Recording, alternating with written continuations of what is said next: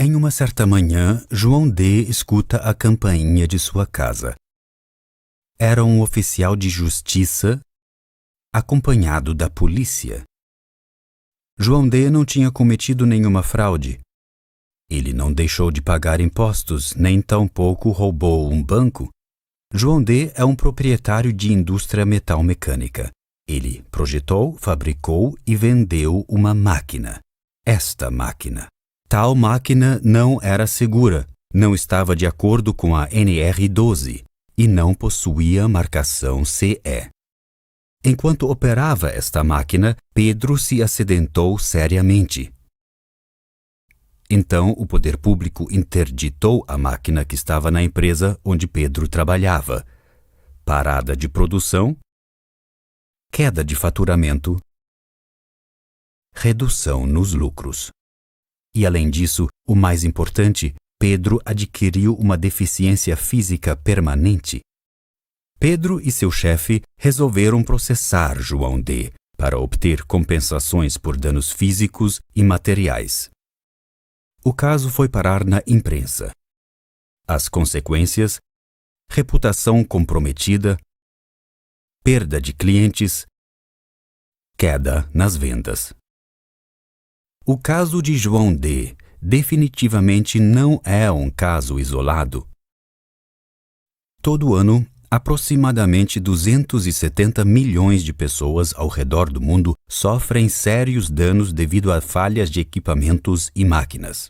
Máquinas como aquela fabricada por João D. De modo que é preciso evitar perigos que possam colocar em risco partes do corpo ou até mesmo a vida de seus colaboradores. A Siemens pode ajudá-lo a construir máquinas seguras. Nos próximos minutos, por meio de uma visão geral a respeito das medidas necessárias e, posteriormente, com nossos especialistas, que irão transmitir seu conhecimento, seja através de workshops ou oferecendo consultoria, para que, com sólido conhecimento e medidas apropriadas, você possa obter significantes melhorias e, além disso, demonstrar responsabilidade cooperativa para com seus colaboradores. Todas as medidas necessárias são derivadas de disposições legais. Para máquinas comercializadas na Comunidade Europeia, aplica-se a Diretiva de Máquinas 206/42/EC. Em ambientes industriais em território brasileiro, aplica-se a NR12. Assim como a Diretiva de Máquinas, a NR12 descreve requisitos para o projeto e construção de máquinas seguras.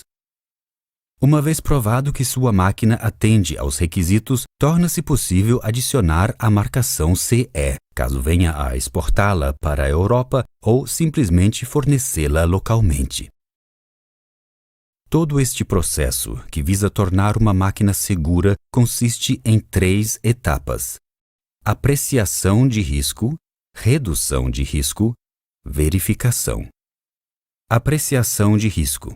Nesta etapa, você deve identificar e avaliar todos os perigos originados pela máquina.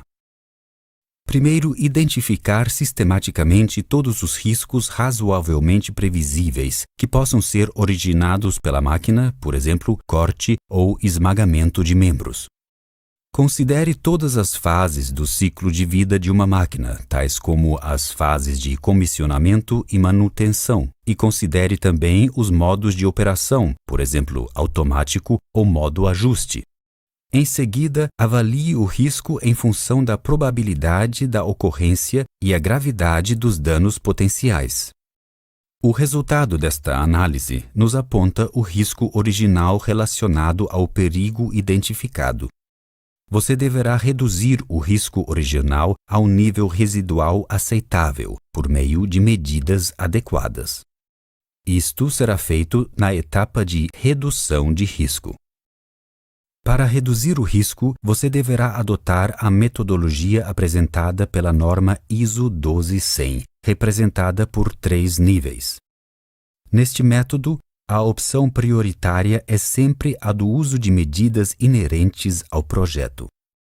Se considerarmos nosso exemplo de máquina, isto significaria enclausurá-la por meio de proteções fixas ou móveis, como forma de proteger o operador. Entretanto, ao abrir uma dessas portas sem que a máquina esteja parada, o operador se expõe a um risco residual que ainda não é aceitável. Se a construção de uma máquina por si só não reduz os riscos a níveis aceitáveis, conforme a metodologia definida pela ISO 12100, você deverá implementar medidas técnicas adicionais. Aqui em nossa máquina, a instalação de uma chave que monitore a posição de uma porta seria uma possível medida técnica. Associada a uma unidade de avaliação e 2 atuadores, a abertura desta porta levará a máquina a um estado seguro. Através de um dispositivo de comando de emergência adicional, o operador poderá ainda desligar a máquina em caso de perigo. Então, através de uma nova avaliação, constatamos que, com estas 2 medidas de segurança, o risco original foi reduzido ao nível residual aceitável.